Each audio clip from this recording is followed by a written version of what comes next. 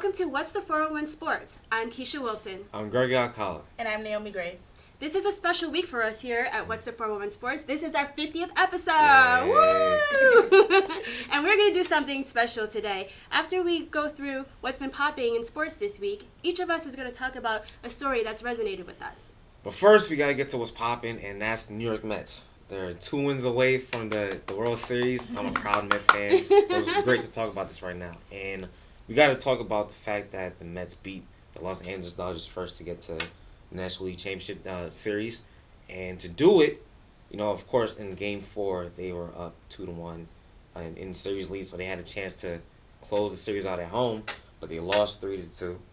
And they went back to LA, and they actually won the series there. And pretty much the star of the game was Daniel Murphy. The second baseman, a lot of people talk about the fact that Murphy's not a good defensive second baseman, but he did it with the bat and made a lot of heady plays, especially in the 4th inning, to be exact. The Mets were down 2-1. He was on base, and the batter behind him, Lucas, did a walk, moving him to second. But he noticed that no one was covering third, so he slowed third base. And it was actually a pivotal point in the game because the next batter, Travis d'Arnaud, drove him in on the sac fly. So that tied the game. If that doesn't happen, if he doesn't notice that no one's covering third or he steals that base, they probably don't even score a run, or they might not even win the game to that matter. And then 2 innings later, Murphy hits a go-ahead home run. So that pretty much seals the deal for the Mets, so they move on to the next series. Now with the Cubs, this has probably been the series that people are looking at that might be one of the best in the playoffs. And it's because the Cubs probably have some of the best young professional hitters in the game, and the Mets have the best pitching in the game. So it's a clash of the Titans. And so far through 2 games, the Mets have actually got out to a hot start. They won the first 2 games at home, 4-1 in Game 1 and 4-2 in Game 2. And it's behind 2 strong pitching performances behind Matt Harvey and Noah Syndergaard. They pretty much pitched shutouts. They didn't, give up a lot of runs. They actually kept the Mets hitters neutralized for the most part. And in those games, guys that haven't been hitting recently, like David Wright, Cespedes, finally got the bats going. So they're scoring runs, and Murphy's getting some help. So, the Mets have a chance to actually reach the World Series for the first time since 2000 when they met the Yankees. Wow. It's a big thing happening. So what do you guys think? Can they get there? I think definitely. I mean, with the pitching that I've seen from the Mets, holy moly. It's been amazing. And, with the stars from DeGrom, Syndergaard, and then have Familia coming in and just close everything down. I think that's the key. If your opponents can't hit off of you, they're done. So I think the Mets are going to have a good shot if they continue pitching the way they do and having players step up, hit the big runs. Daniel Murphy! Because I was a little skeptical coming into the matchup because the Cubs come into this series beating 2 of the best National League teams in, St. Louis Cardinals, and they beat the Pittsburgh Pirates. But the Mets' arms are just proving how legit they are and acquiring a very hot offense right now. So I'm pretty positive. I mean, now they're going to the Cubs. They're going to Chicago for 3 games, so they're going to have to try and figure it out there. Because if they don't, then the series over.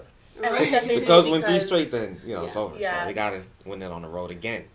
I'm hoping that they do because right now I'm seeing fans come out of the woodworks and everybody's going crazy about the Mets. So I'm hoping that they are successful and could take it all the way. We got to talk about the Jets. They're another hot team in terms when it comes to football, and they're 4-1, second in the AFC East behind the New England Patriots, and they're coming off of a great one against the Washington Redskins. After coming off of a bye week, so I had a long week off after, going to London and beating up on the Dolphins. They come back home, and they beat the Redskins, and I like the fact that after they overcame 2 turnovers early in the game. One with Eric Decker on the first play of the game. It was the first play of the game. He got hit hard. I get it, but he fumbled the ball, and the Redskins actually go on to score after that, and they overcame that.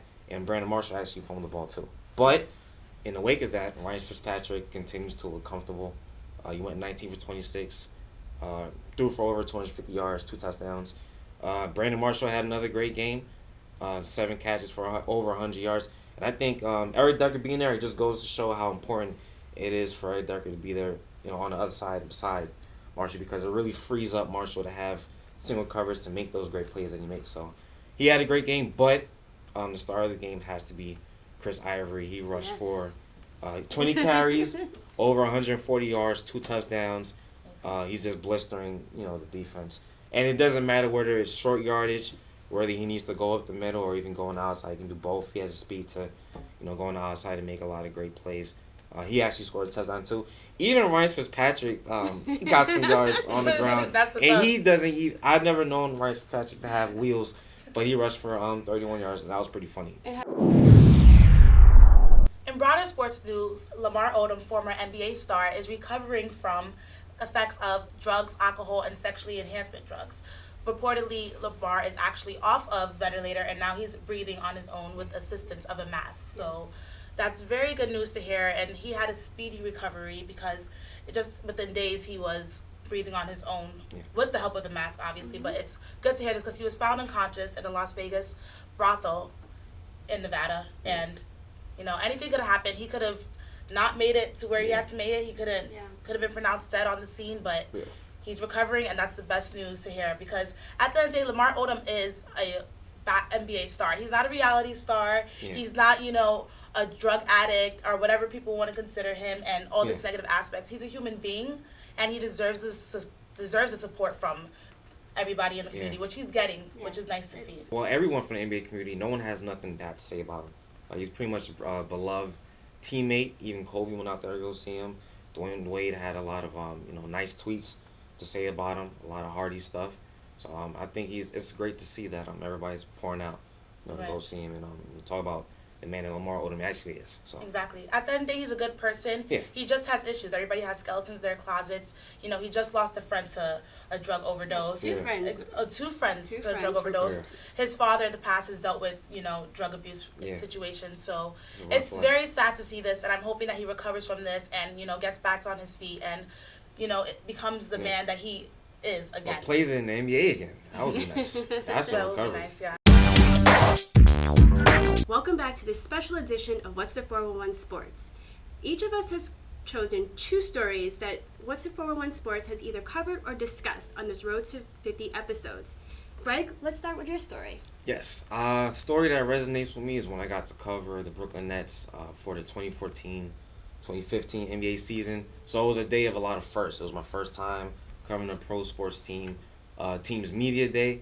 First time going to a training camp facility for a professional sports team. And it was great. That season, in particular, it was actually Jason Kidd. Remember, he had that great one with the Nets, and then he leveraged his position to go join Milwaukee. And then that's when he brought in Lionel Hollins. It's all the drama. Yeah, all the drama. But, at that time, it was still good times because the Nets' big three was still something to go watch and something to talk about. And Darren Williams, Brook Lopez, and Joe Johnson. But then you had storylines like, would Darren Williams be able to, get along with Lionel Hollins because they say he's a coach killer. And Lionel Hollins actually said that he's a player killer. Then you had the talk about can Brook Lopez come back from his surgery and still be the 20-10 guy he was before the surgery. And then you had talks about, Joe Johnson being the number 2 guy on the team. But you still had a nice cast of players like, Allen Anderson was on the team, and, it was a good looking team. Mirza Televich was still there, he wasn't hurt. So it was a nice time to, go to a Nets media day and actually be excited about, the Nets coming and, playing in Brooklyn for another season. But, it was a great day. I got to talk to the players, I got to talk to the coaches, and it was great to be able to share that, on screen and on print. So, covering the Nets media day. That's the story that resonates with me for sure. Since it was your first, how did you prepare for that day? Just made sure my cell phone battery was up to par. Clear out some data so I could record, everything, all the sound bites from players and coaches. I taped a lot of things, so a lot of that went to social media and stuff. So of course I had questions prepared for certain players and coaches and stuff. So definitely a day you have to prepare for. Yes. Did anyone give you a good soundbite? Hollins. I asked. I was like, they asked him, a lot of guys say that Darren Williams is a coach killer. He said, well, I've been known to be a player killer. That was funny.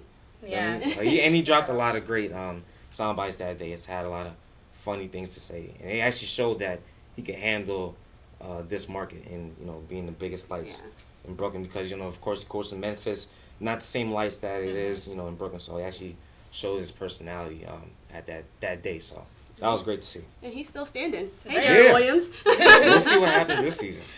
Yeah. Exactly. Naomi, how about you? A story that resonates with me was my first in-studio appearance when I reported on the WNBA 2015 draft. Yeah. I was so excited to do it, and I did it pretty well for my first time, so I was hyped. Yeah. But it just, paved the way for women's sports, WNBA with 401 Sports TV, because I reported on it weekly, and I also reported the New York Liberty Weekly, and also the 2015 WNBA Draft brought some amazing females into the league. Drew Lloyd was the #1 draft pick from Notre Dame, and she was named the WNBA 2015 Rookie of the Year, which was amazing. And she was the first Seattle Storm player to be named Rookie of the Year, which is another great accomplishment. Nice. Also, Kia Stokes and Brittany Boyd. Yes.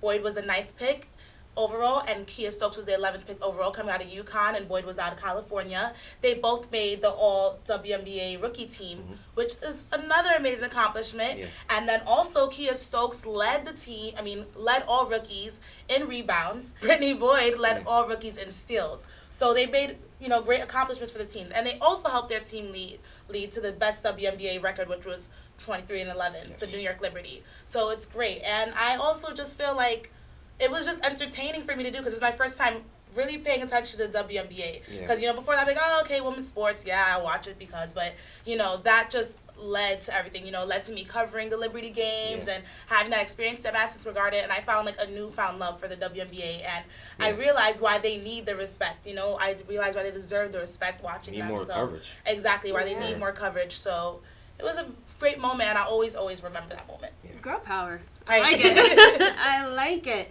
Well, for me, it was the New York Times article that mentioned Serena Williams and the issue of body image resurfacing. It resonated for me because for so long we've been force-fed this notion of the ideal standard of beauty being a blonde woman who wears size 2 clothing, not very curvaceous, and this is more, it's projected to be the norm when it's rather the exception. Because what people don't tell you is that sometimes these women are achieving this type of figure in an unhealthy way. Yeah. Right. And, as a woman, I succumbed to some of that pressure. And, going through the struggles of trying to feel comfortable in my body, because everything that I saw, all the images, did not look like me. And so here we have Serena Williams, who has a beautiful figure, in my opinion. She is curvaceous, she has muscle tone, but it's a real woman. That's a woman. That's a woman, but it's not portrayed that way. Yeah. There are comments of that she has these large biceps, and kind of like a Hulk figure almost, and she's built like a man.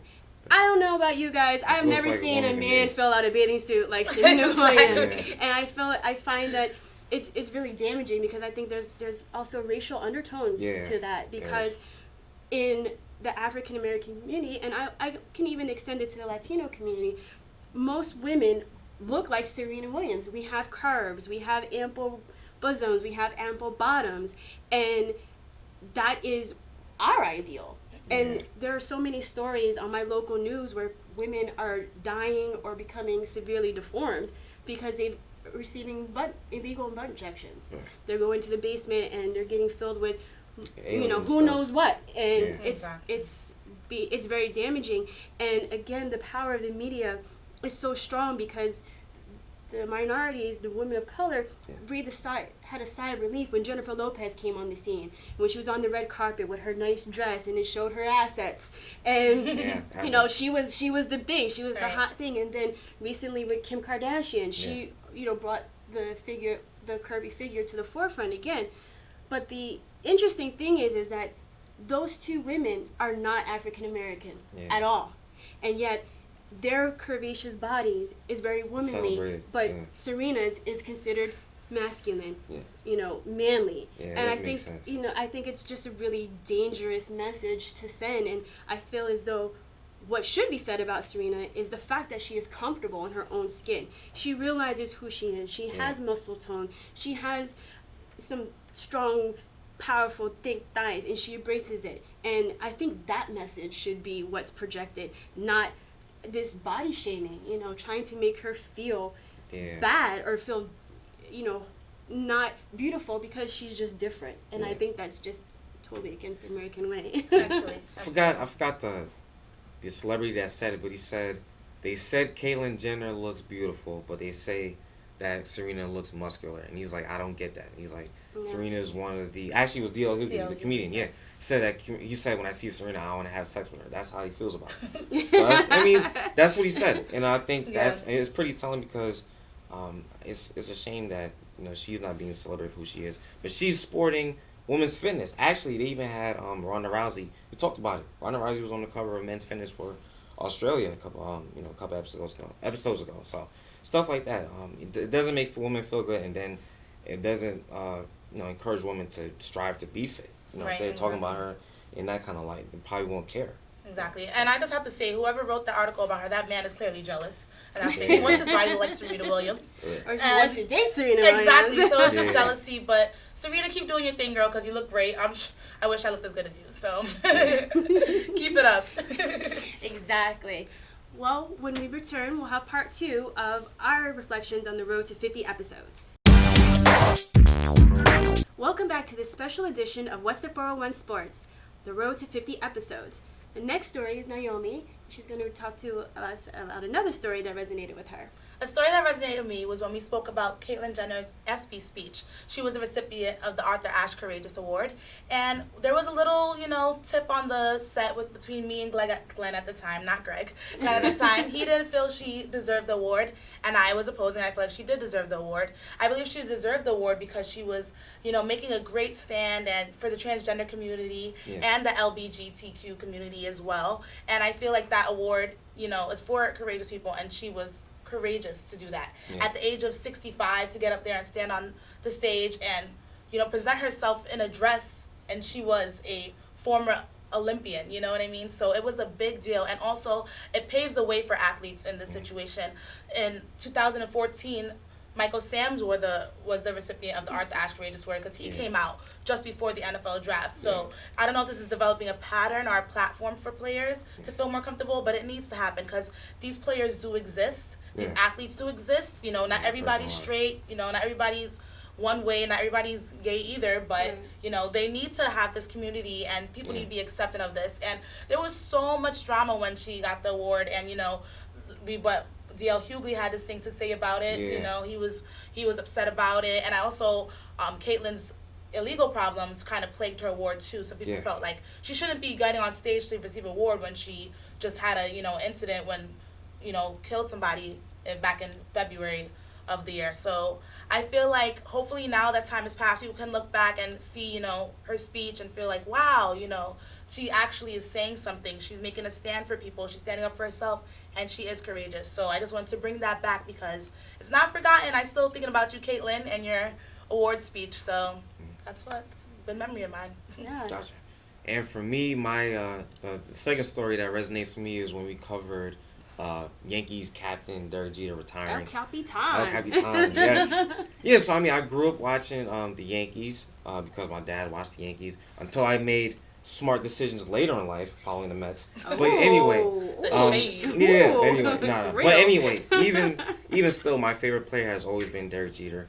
And when he retired last season, of course, it just felt like time stood still. And it was kind of like when, Allen Iverson was getting honored in Philadelphia. It just felt like it was more than the sport or whatever. But yeah, he's he's a 14-time All-Star. He's Mr. October, because he's clutch. One of the few players that have over 3,000 hits. Not a lot of players have that feat. Yeah. But he's one of them, a 5-time world champ. He's on Jordan brand for a reason because he's a winner. And I just remember, watching that, especially how he ended his career with that walk-off hit against the Orioles. That was a big moment. And, no one would be able to write that kind of storybook in the way that, Derek Jeter would end it. And then I remember the last couple of games in Boston where he actually was getting standing ovation from, those rivals. When you're a Yankee fan, you go into Fenway, you probably at a risk of getting beat up. But that day, they showed respect to, one of the best to ever do it. So that's one of the guys I like to remember in covering Derek Jeter because we got to be a part of that.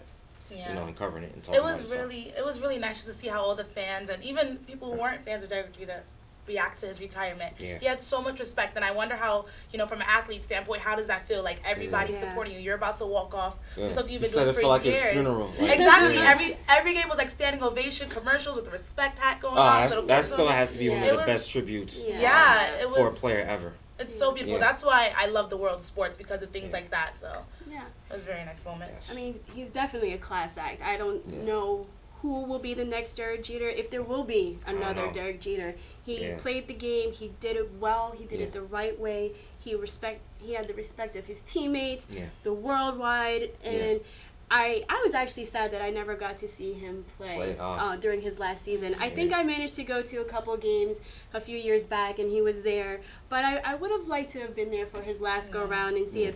And he happened to, have some pretty hot girlfriends over the years. One of the best track records. And that's another thing you got to applaud him, too, for the fact that he was able to keep his off-the-field life off the field. Not a lot of players are able to do that. A-Rod. Sometimes, that guy. Yeah, A-Rod. Yeah, that guy. Yeah, not a lot of players are able to balance it, but he did it with such class that you would never even think. You wouldn't even know about what's going on in his personal background, especially in today's world where you know everything about athletes, on and off the field. So, kudos to Derek Jeter. Is that non-disclosure agreements or something he's got going on there? Exactly. People signing a dotted line on a date with him? He's the man. Probably that's how it is. Yeah. Not that I have any experience, but I just know that's how it is. Go to the team Naomi. Let's not go there.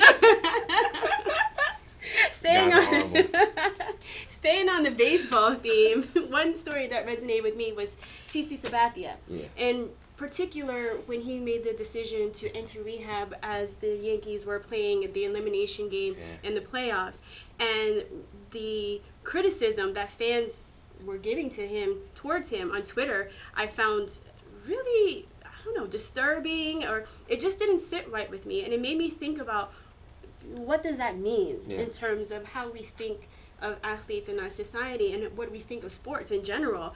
And I had a couple thoughts about that, and one thing that I thought of was the emotional investment that we have, that fans have in the game and the athletes. And fan is actually short for fanatic. And by definition, a fanatic is a person filled with excessive and single-minded zeal. Yeah. Now, I can speak from experience because anybody who knows me knows that for all of Sunday or the few games that basketball is on, do not call me. Do not text me. Do not write me if you expect me to answer. Nothing else exists, and that's my time where I am involved in the game. I'm the armchair quarterback. I'm the armchair coach. Yeah. I'm shooting down, I'm dribbling down the field. I'm in it. I'm in it. And so when you have a person that is as valuable as Cece, or someone that you really admire, when he's not there, it kind of feels weird. It feels, like you lost your teammate, and you don't know what to do about that. And then there's also the financial investment by the fan. We've seen the explosion of fantasy sports leagues. Right. I am inundated with FanDuel.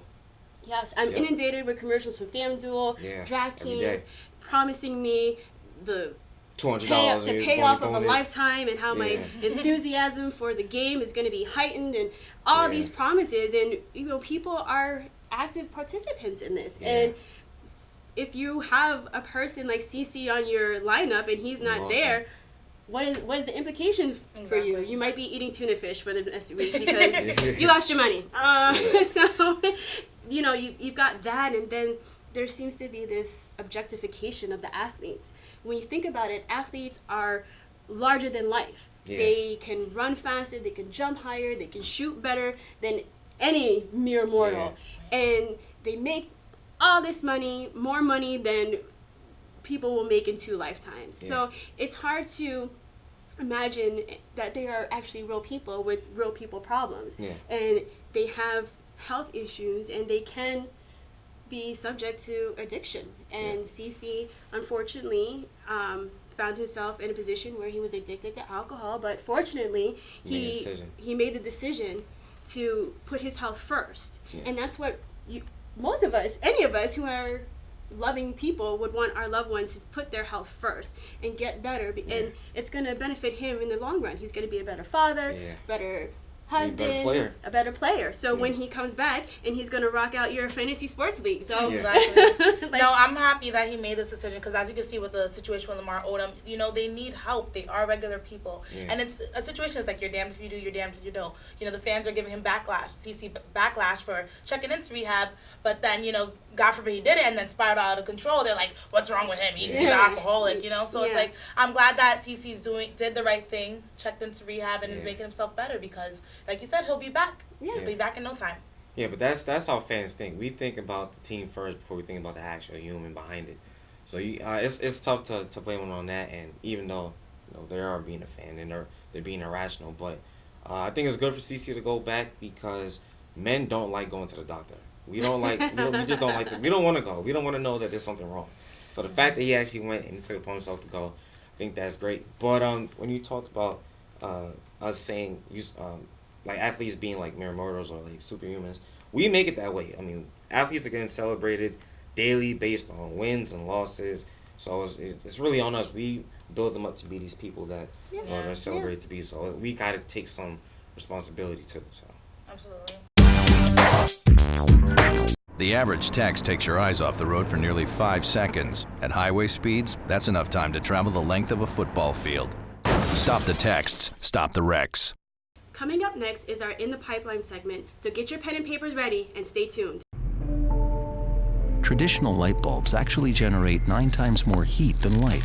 Switch to energy-saving bulbs. Saving energy saves you money. Welcome back to What's the 411 Sports. Now here are the events in our pipeline. The Brooklyn Nets will have their first home game of the 2015-2016 season against the Chicago Bulls Wednesday, October 28th at 7:30 p.m. at the Barclays Center. So get your tickets now. And on that same day, the Knicks will open their season in Milwaukee against the Milwaukee Bucks. Wednesday, of course, October 28th, and then they'll fly home to face the Atlanta Hawks in their first home opener of the season on that Thursday at 8. So to start the season, you got 2 beasts pretty much of these. So good luck. And the New York Jets will take on Tom Brady and the Patriots tomorrow, October 25th at Foxborough. Kickoff is at 1 p.m. And then my Giants will be taking on the Dallas Cowboys at MetLife Stadium at home at 4:25 p.m. So make sure you guys are tuning into that game. Go Big Blue. Brandon Whedon. You don't know? You think no competition? You don't think so? Let's not talk. The average text takes your eyes off the road for nearly 5 seconds. At highway speeds, that's enough time to travel the length of a football field. Stop the texts, stop the wrecks. Well, that would do it for this week's edition of What's the 411 Sports. Until next week, subscribe to our YouTube channel, follow us on Twitter, and friend us on Facebook, all at 411 Sports TV. I'm Gregory Alcala. And I'm Keisha Wilson. And I'm Naomi Grey. Thanks for watching What's the 411 Sports. See you next week.